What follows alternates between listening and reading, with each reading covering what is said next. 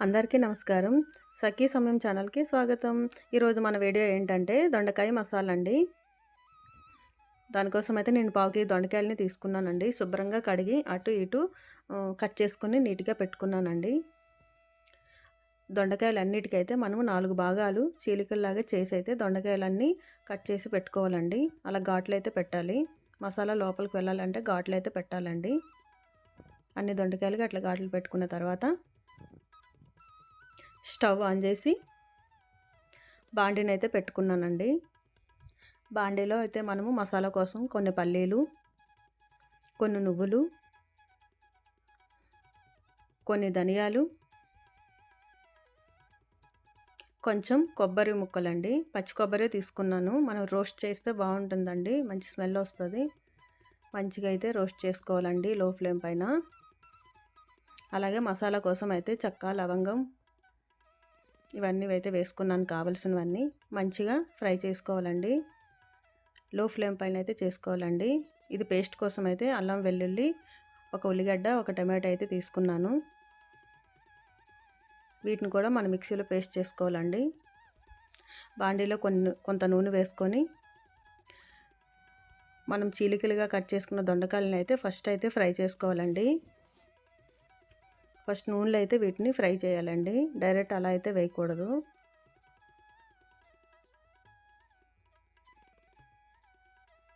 కొంచెం ఫ్లేమ్ హైలో చేసుకుంటూ ఫ్రై చేసుకోవాలండి దొండకాయలు బాగా మగ్గాలంటే కొంచెం సాల్ట్ వేయండి. తొందరగా అవి మగ్గుతాయి. తొందరగా ఉడికి తొందరగా ఫ్రై అవ్వడానికి అయితే తొందరగా వస్తుందండి. ఇలా ఒక 10 మినిట్స్ అన్నా చేయాలండి. అయిపోయిన తర్వాత మసాలా అయితే నేను మిక్సీ వేసుకున్నాను. ఈ పౌడర్ అయితే మనము ఈ డ్రై పౌడర్ అండి. ఇది పేస్ట్ వేరే చేస్తాను, ఇది వేరే చేస్తాను. దీన్ని మనం పక్క తీసి పెట్టుకుంటే ఇంకా వేరే మసాలా కూరల్లో కూడా వేసుకోవచ్చు. ఇంకా దొండకాయలు ఫ్రై అయ్యి లేదో చూశాను, అయిపోయినాయండి. వీటిని అయితే పక్కకు తీసేసాను. దొండకాయలన్నీ పక్క తీసి పెట్టుకోవాలండి. పెట్టుకున్న తర్వాత ఇంకొంచెం నూనె అయితే వేసాను. కొంచెం నేను ఆయిల్ అయితే కొంచెం తక్కువే వాడతానండి. పోపు దినుసులు వేసుకున్నాను. నాన్ వెజ్కి వాడతానండి కొంచెం ఎక్కువ, వెజిటబుల్కి అయితే చాలా తక్కువే వాడతానండి. ఇది పేస్ట్ కోసం అండి. అల్లం వెల్లుల్లి, ఒక టమోటా, ఉల్లిగడ్డ అయితే మిక్సీ వేసుకున్నాను. పోపు వేసుకున్న దాంట్లో ఈ పేస్ట్ని అయితే వేసుకొని శుభ్రంగా ఉడికించాలండి.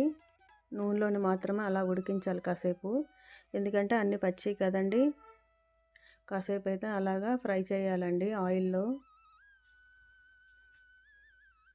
తర్వాత మనము డ్రై మసాలా చేసుకున్నాం కదండి, పల్లీలు, నువ్వులు అన్నీ చేసి పెట్టుకున్నాం కదా, ఆ డ్రై మసాలా పౌడర్ని అయితే మళ్ళీ వేయాలి.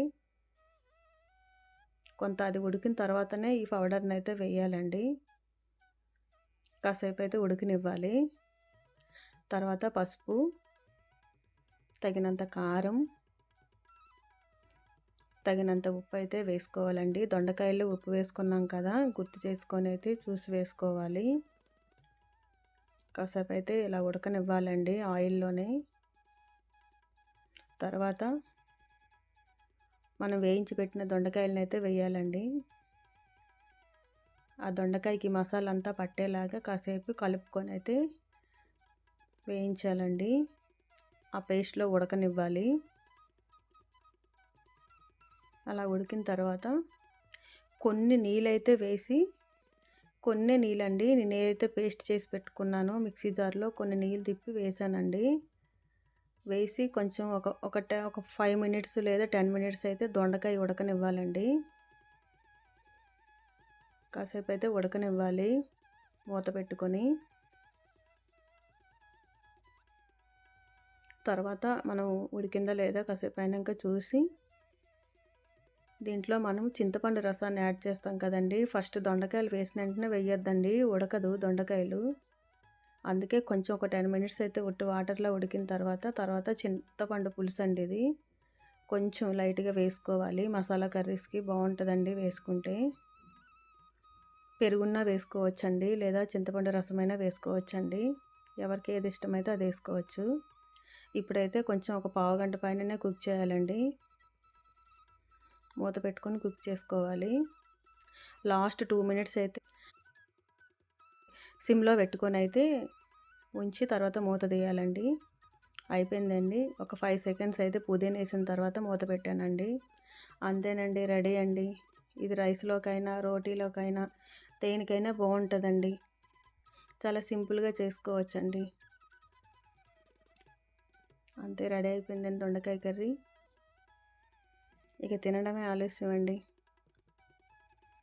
ఓకేనా ఫ్రెండ్స్, మీకు నచ్చితే లైక్